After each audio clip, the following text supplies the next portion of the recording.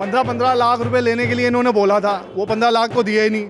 अब दूसरी बार 15 लाख रुपए का और दूसरा वादा कर रहे हैं। अब की बार 400 पार। सपने तो सबके ही है। प्रहलाद गुंजल का भी सपना है मैं भी जीत के और लोकसभा में जाके बैठूं।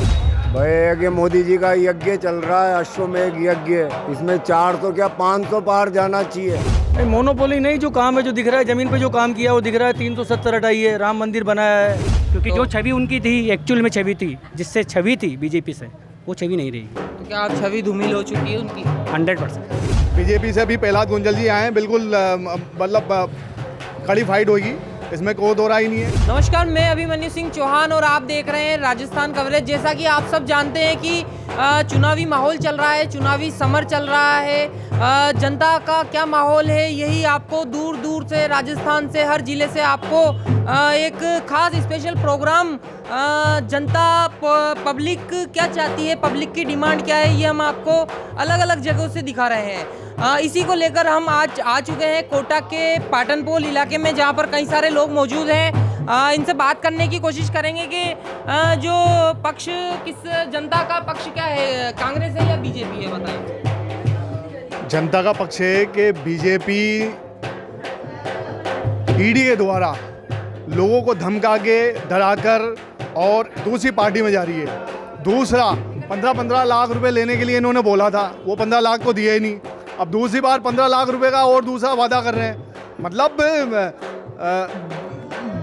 जो देश के भक्त हैं, जो देश के लिए लड़ते हैं, उन अग्निवीरों के लिए जो 4 साल की जो योजना करी है, वो भी एक महत्वपूर्ण कदम है। नहीं तो चुनाव का, अभी लोकसभा चुनाव नज़दीक है, तो कैसा लगता है आपको, जो आपके लोकसभा की सीट है उस पर कांटे की टक्कर होने वाली है, तो आपका उस पर क्या विचार है? बिल्कुल कांटे की टक्कर होगी, इसमें कोई दो राय नहीं है। ओम बिरला के सामने बिल्कुल जो बीजेपी से भी प्रहलाद गुंजल जी आए हैं, बिल्कुल मतलब कड़ी फाइट होगी, इसमें कोई दो राय नहीं है। और जनता भी ये चाहती है कि बदलाव हो, 10 साल के बाद में बदलाव चाहती है, तो बदलाव हो, उसमें कोई दो राय नहीं है।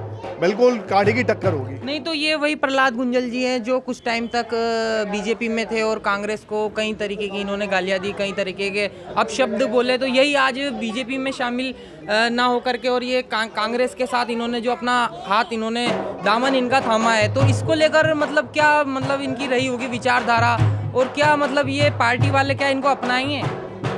जिस तरह कांग्रेस के कई विधायक और कई सांसद तोड़ दिए बीजेपी, तो इसमें कोई दो राय नहीं हुई। अगर विचारधारा अच्छी लगी प्रहलाद जी को, तो इनका स्वागत किया गया है। और इसमें निश्चित है कांग्रेस कार्यकर्ता प्रहलाद जी के साथ में लग के कांग्रेस को मजबूत करेंगे और कड़ी टक्कर देंगे।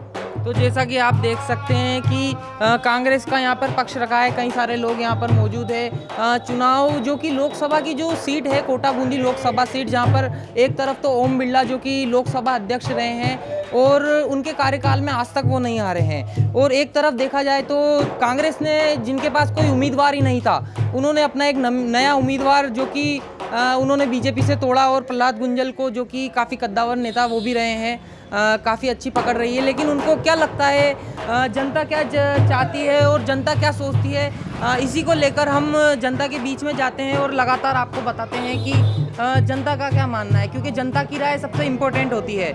जनता क्या सोचती है, यहाँ पर कुछ लोग भी मौजूद हैं, इनसे भी बात करने की कोशिश करेंगे। जय श्री कृष्णा, जय श्री कृष्णा। कहाँ से हैं? कोटा से ही है, लोकल। क्या लगता है आपको, आगामी लोकसभा चुनाव नज़दीक हैं, किसकी सरकार रहेगी? अब ऐसा तो कैसे बताएं कि सरकार किसकी रहेगी, अपन अंतर्यामी। नहीं, जो मोदी जी का जो सपना है अब की बार 400 पार। सपने तो सबके ही है। प्रहलाद गुंजल का भी सपना है मैं भी जीत के और लोकसभा में जाके बैठूं। तो क्या संभावना है? संभावनाओं में तो अब कैसे बताएं कि संभावना कौन क्या है, राजनीति गंदी है। मोदी जी 400 ले भी आएंगे, उससे अपना क्या होगा? तो आपका जो बहुमूल्य वोट है वो किसको जाएगा? ऐसा कोई अभी हम बता नहीं सकते कि हम किसको देंगे, क्योंकि सभी अपने, तो वक्त बताएगा किसको दें किसको नहीं दें, कौन अच्छा काम अच्छा हो ही रहा है। नहीं तो क्या क्या मोदी राज में अच्छे काम हुए हैं? हाँ, अच्छे काम हुए। जैसे कि कुछ काम बताओ। राम मंदिर बना, 377 हटी है, CA हटा, अपने जम्मू कश्मीर में भी हुआ ही है। नहीं तो भारत की जो जीडीपी है और जो रोजगार दर है, उन्होंने कहा कई सारे युवाओं को रोजगार देंगे, तो क्या वो हाँ, तो अब रोजगार भी मिलेगा, सब कुछ मिलेगा, फैक्ट्री भी खुलेगी, सब कुछ चलेगा, काम चलेगा ही बराबर। ऐसी अभी जो चुनाव हो रहे हैं, जो कोटा बूंदी लोकसभा की सीट है, इस पे आपको क्या लगता है कि क्या रहेगा?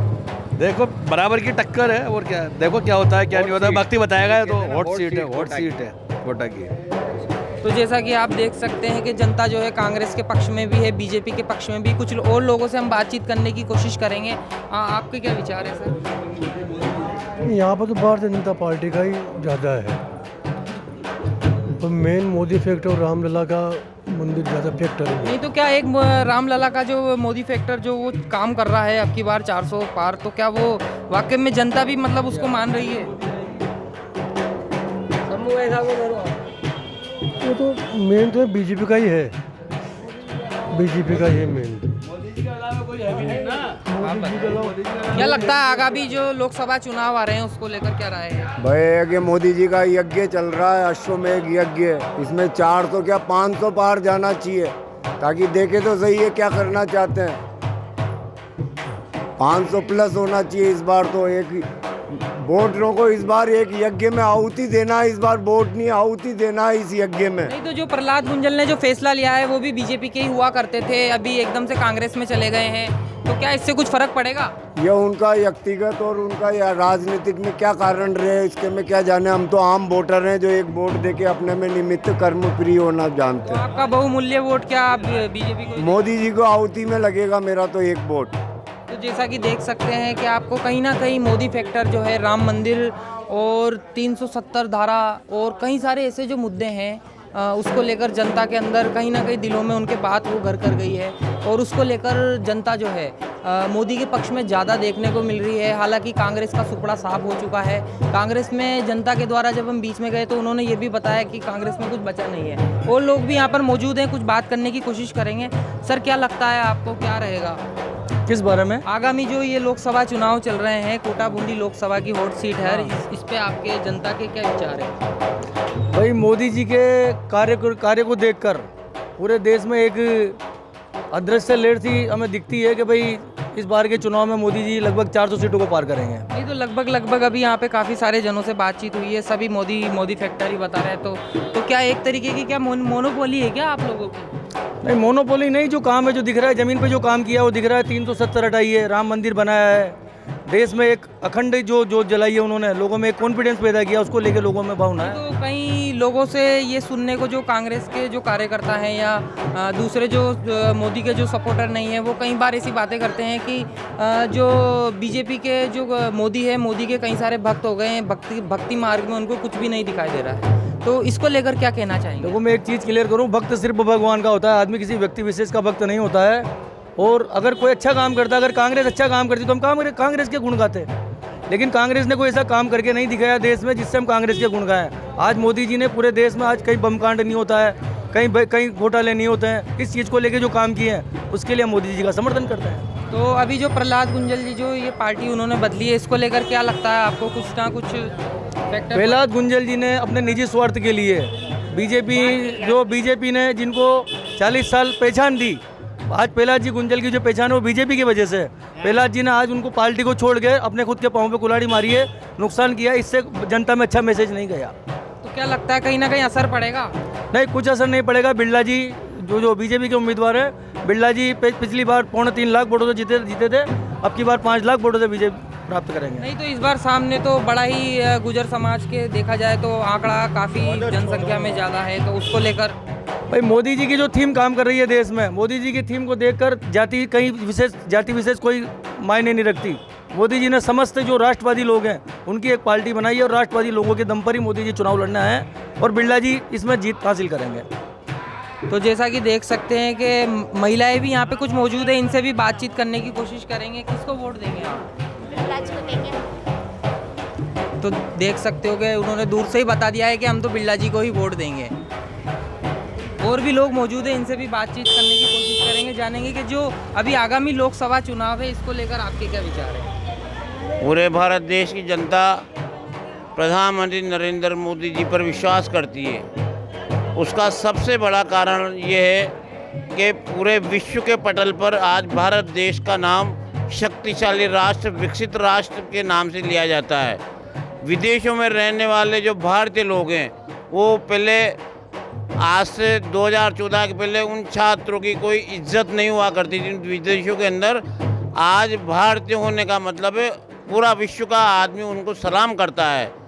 मोदी जी की नीतियों की वजह से यह देश सबसे बड़ी जो हमारी कोड थी धारा 370 उसको समाप्त किया। राम मंदिर जिसका 500 वर्ष से कड़ा संघर्ष चल रहा था उसका निर्माण किया। उसके अलावा आज इस पूरे देश को नहीं तो राम मंदिर और 370 इनके अलावा भी कुछ मुद्दे हैं क्या उनके पास? बराबर इस देश में 2014 के पहले कहीं भी बम कांड हो जाता था, आतंकवादी संगठन कहीं भी भारत की जनता को मार दिया करते थे और जगह जगह दंगे और आपस में धर्म के नाम पर लोगों को लड़ाया जाता था। आज जब से मोदी जी प्रधानमंत्री बने पूरे हिंदुस्तान में एक जगह दंगा नहीं हुआ। हिंदुस्तान के अंदर किसी आतंकवादी की हिम्मत नहीं हुई कि भारत के अंदर घुसकर किसी हमारे भारतीयों को मार दे या भारत पे कोई आतंकवादी हमला कर दे। नहीं तो क्या लगता है अभी जो लोकसभा कोटा बूंदी लोकसभा की सीट है कांटे की टक्कर लोग बता रहे हैं, तो आपके क्या विचार हैं? कोई कांटे की टक्कर नहीं है। मोदी जी की नीतियों के ऊपर जनता विश्वास करती है। भारतीय जनता पार्टी के प्रत्याशी ओम जी बिरला लाखों वोटों से यहाँ विजयश्री होकर जाएंगे, ये हमें पूरा दृढ़ विश्वास है। नहीं तो अधिकतर लोगों से यहाँ पर बातचीत हुई, सभी बिरला जी के ही पक्ष में है। ऐसा मतलब क्या बिरला जी ने ऐसा क्या कर दिया कोटा शहर के लिए? बिरला जी सबसे पहले तो बहुत इतनी बड़ी पोस्ट पे होने के बाद भी बहुत सहज सरल व्यवहार के धनी है।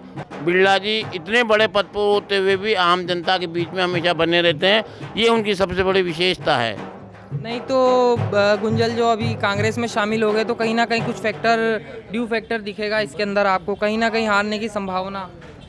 1% भी संभावना नहीं है कि ओम बिरला जी भारतीय जनता पार्टी चुनाव हारेगी, क्योंकि यह चुनाव देश का चुनाव है, सिर्फ अकेला ओम बिरला जी का चुनाव नहीं है। ओम बिरला जी एक प्रत्याशी हैं। यह चुनाव पूरे भारत देश के गौरव का, भारत देश के सम्मान का, भारत देश के विदेशों के अंदर जो ताकत भारत देश बना है उनको लेकर मतदाता के मन में वोट करने की संकल्प है और भारतीय जनता पार्टी को विजयश्री देंगे। 100% ओम बिरला जी विजय होकर यहाँ से जाएंगे। आपका क्या कहना है कि आगामी जो लोकसभा चुनाव आ रहे हैं उसको लेकर क्या तैयारी है?